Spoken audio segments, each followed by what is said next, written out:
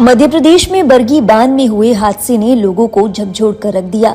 बचाव कार्य के दौरान ऐसी तस्वीरें सामने आई कि जो देखे उनका दिल पसीज जाए।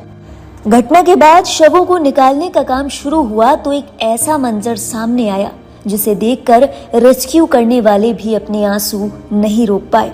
दरअसल एक शव को निकालने में बड़ी दिक्कत आ रही थी। एक तो पानी की विजिबिलिटी कम और शव इतना भारी हो गया था कि उसे निकालना बड़ा मुश्किल था। ये शव एक माँ और बच्चे का था। बच्चा माँ के सीने से लिपटा हुआ था और माँ ने उसे कसकर पकड़ रखा था। जाहिर तौर पर उस वक्त डर कर बच्चा माँ के सीने से लिपट गया होगा। माँ ने बच्चे को अपनी बाहों में समेट लिया, जैसे उसका सुरक्षा कवच बन गई हो। इतना कसकर पकड़ा कि माँ के प्राण निकल गए, लेकिन पकड़ जरा भी ढीली ना हुई। ये सोचना बहुत मुश्किल नहीं है कि बच्चे की जान बचाने के लिए माँ ने कितनी जद्दोजहद की होगी, लेकिन भाग्य को कुछ और ही मंजूर था। मौत ने भले ही माँ को अपने आगोश में ले लिया, लेकिन माँ उसे सीने से लगाए कसकर पकड़े रही। लगभग 12 घंटे तक माँ अपने लाल को सीने से लगाए पानी की गहराइयों में समाई रही। बच्चे को इतनी मजबूती से थाम रखा था कि सांसें थम गई, लेकिन अपने लाल को खुद से अलग न होने दिया। डाइविंग टीम ने बताया कि क्रूज के भीतर विजिबिलिटी लगभग 0 थी। पानी मैला था। लोहे की रॉड और टूटे स्ट्रक्चर के बीच माँ और बेटे को बाहर निकालना न केवल बेहद मुश्किल था, बल्कि बेहद भावुक भी।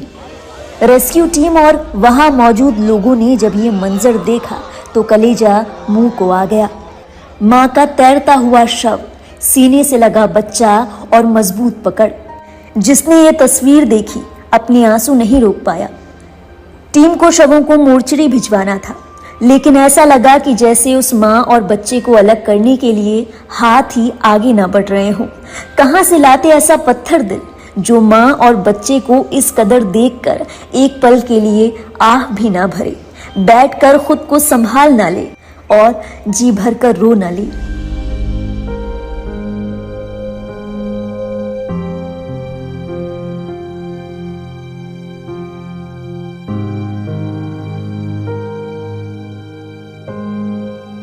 ये तस्वीरें इस कदर दिल तोड़ देने वाली और इतनी संवेदनशील है कि YouTube की पॉलिसी की वजह से हम इसका ज्यादातर हिस्सा आपको दिखा नहीं सकते, लेकिन माँ और बच्चे के आखिरी पलों की ये कहानी सुनकर शायद आप भी अपने आंसू नहीं रोक पाए होंगे। आपको बता दें, घटनास्थल पर अब भी बचाव कार्य जारी है। आगरा से पहुंची पैरामिलिट्री डाइविंग टीम की माने तो ये ऑपरेशन किसी अग्नि परीक्षा से कम नहीं है। टीम के मुताबिक क्रूज का ढांचा पूरी तरह नीचे धंस चुका है।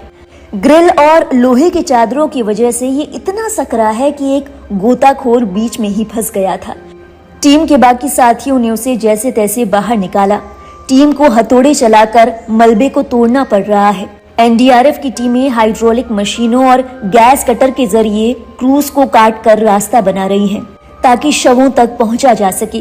क्षतिग्रस्त क्रूज के नुकीले हिस्से डाइवर्स के लिए जानलेवा साबित हो रहे हैं। जानकारी के मुताबिक अब तक 9 शवों को बाहर निकाला जा चुका है।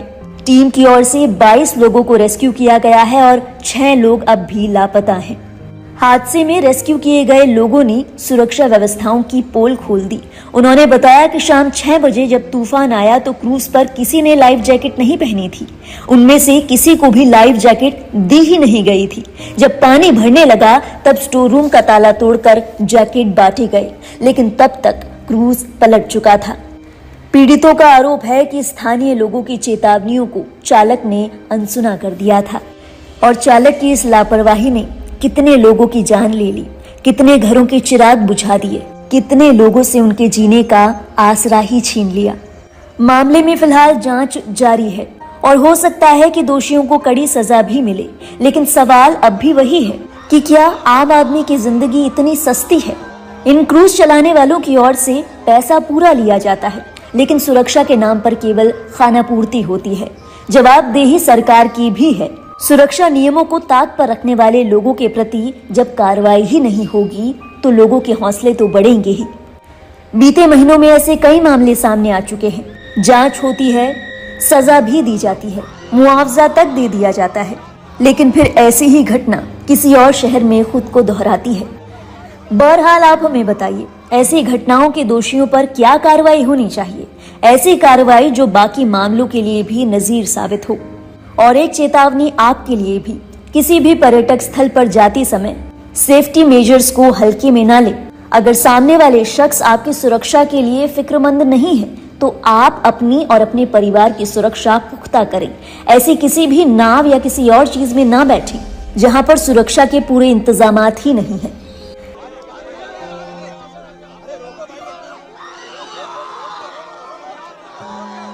आपके सामने जिस प्रकार से एमपीटी के जो यहाँ पे प्रबंधक ने बताया,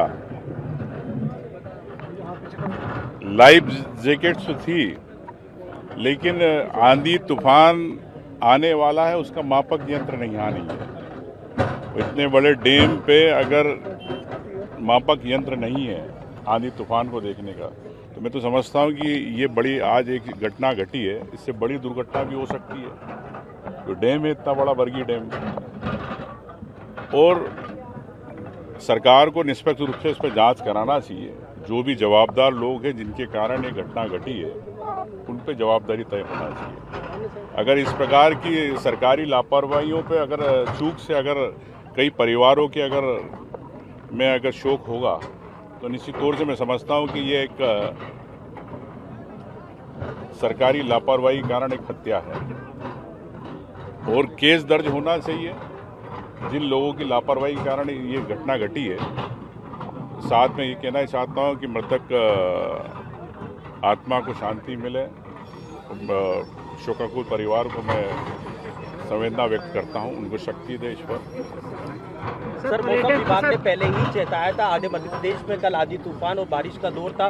दूसरी ओर देखेंगे आधे से ज्यादा लोगों को लाइफ जैकेट नहीं दिए गए।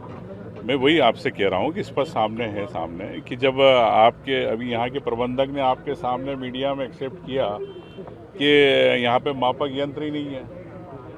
जब आंधी तूफान अगर कहीं आ रहा है तो फिर आप बगैर सूचना के, बगैर जानकारी के लिए अगर आप शिप को अगर आप ले जा रहे हो, बोट को अगर पानी में ले जा रहे हो, तो सीधे सीधे लापरवाही बनती है। मैं समझता हूँ कि इसके अंदर सरकार, स्थानीय प्रशासन इस जांच को लेगा और मुख्यमंत्री जी को इस पर तत्काल संज्ञान लेना चाहिए। सिर्फ औपचारिकताओं करने से नहीं होगा। इस प्रकार कई घटनाएं प्रदेश में हो रही है। कब सिरप की लेकर घटना घटी, मुख्यमंत्री चुप रहे। ये घटना घट गई, चुप रहे। भागीरथपुरा में घटना घट गई, दूषित पानी से चुप रहे। तो जो जवाबदार लोग हैं सिस्टम में, क्या सिस्टम में मुख्यमंत्री जी की पकड़ नहीं है? क्या अधिकारी लगाम हो गए? मैं समझता हूं कि इन सब बातों पर लेके मुख्यमंत्री को समीक्षा करना चाहिए और इंसानियत के नाते प्रदेश की जनता हो, बाहर के कोई भी पर्यटक हो, उनके प्रति न्याय होना चाहिए। जो टूरिस्ट वहाँ पर सर मौजूद थे वो साफ कह रहे हैं कि उनको लाइफ जैकेट दिया ही नहीं गया और लाइफ जैकेट के दौरान ही वो बची और तभी वो घटना हुई। ये देखिए पूरे प्रमाण है आपके सामने, और जिस प्रकार से अधिकारी झूठी बात कर रहे हैं, जिस प्रकार से खंडन कर रहे हैं इन बातों को, इससे स्पष्ट होता है कि सरकार अपने अधिकारियों को बचाना चाहती कि ये प्रदेश में अगर टूरिस्ट अगर केरल से आ रहा, दिल्ली से आ रहा है, उनके परिवारों को बचाना चाहती। ये सरकार तय करे। सर, यहाँ के स्थानीय लोगों ने और मजदूरों ने मदद करी है। शुरुआत में उन्हीं ने लोगों को बचाया है। जो सरकारी रेस्क्यू की टीम थी वो बात नहीं है। अब आपको पता है कि सरकार देर से जागती है और देर से आती है, कभी समय पे नहीं आ पाते। अगर मैं तो समझता हूँ कि घटना के पहले अगर ये सब चीज़ों की जितनी है कागज कार्रवाई या नियम कायदे अगर होते प्रॉपर, तो मैं इतनी बड़ी घटना नहीं होती। सर, पर्यटन मंत्री कह रहे हैं कि हमने जांच के आदेश दे दिए हैं, जो भी जांच कार्रवाई की, जांच के आदेश दे दिए, लेकिन कब तक होंगे? क्या 24 घंटे में परिवारों को न्याय मिलेगा? जो मृतक परिवारों को, ये सरकार बताए।